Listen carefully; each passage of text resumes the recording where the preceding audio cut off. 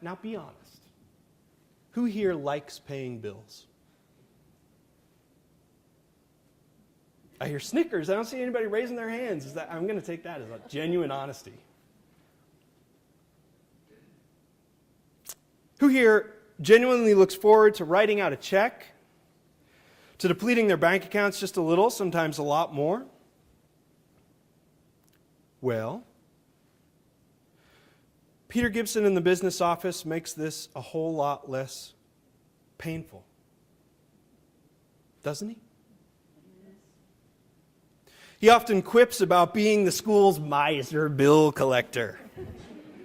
He greets people at the business office window with a smile. He expresses joy through the frequent joke, even though, and we got to be clear about this, even though he doesn't need to be joyful because the checks ain't made out to him, are they? But I've seen while working at the front desk and having experienced it myself that Peter ministers to students in teeny tiny ways that free them, reducing their anxiety about such an anxiety-producing venture.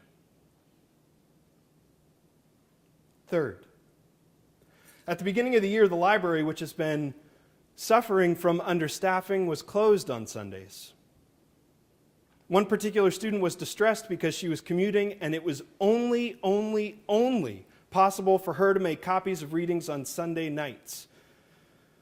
Diana Yount, amongst piles and piles and piles of other work, offered to copy the student's reading, make PDFs, and email them to her.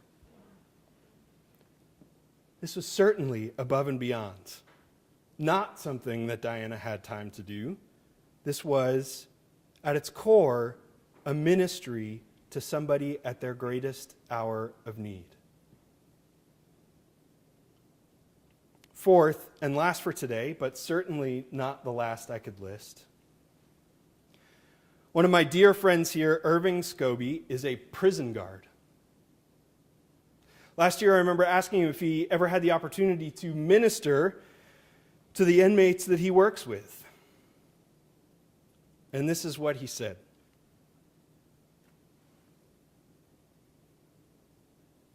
You know, Ned, these guys are not in cages.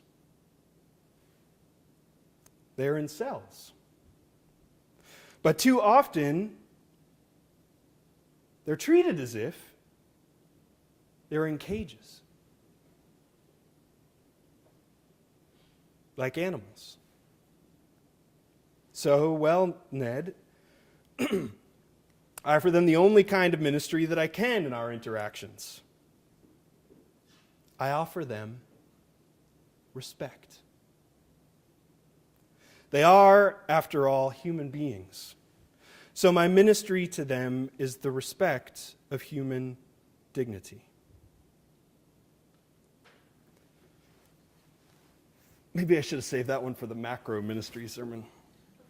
Respect. So question, why is this important for today? And this is the golden rule sermon that we've been hearing since Sunday school. Why are you playing Captain Obvious today when there's so much to do at the end of the semester? Answer.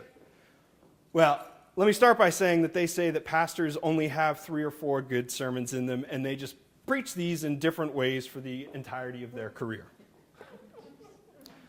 I'm here to tell you, I got one sermon in me. This is it. Because that world out there,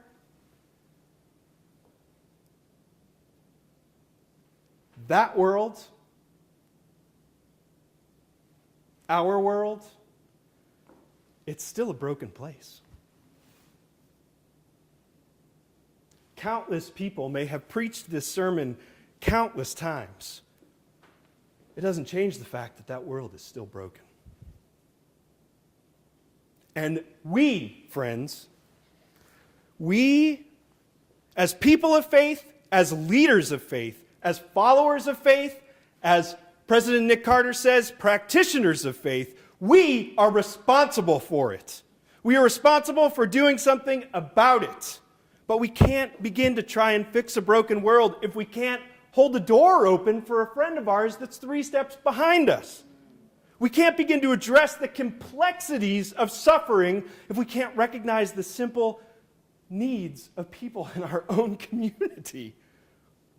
Why is this important right now?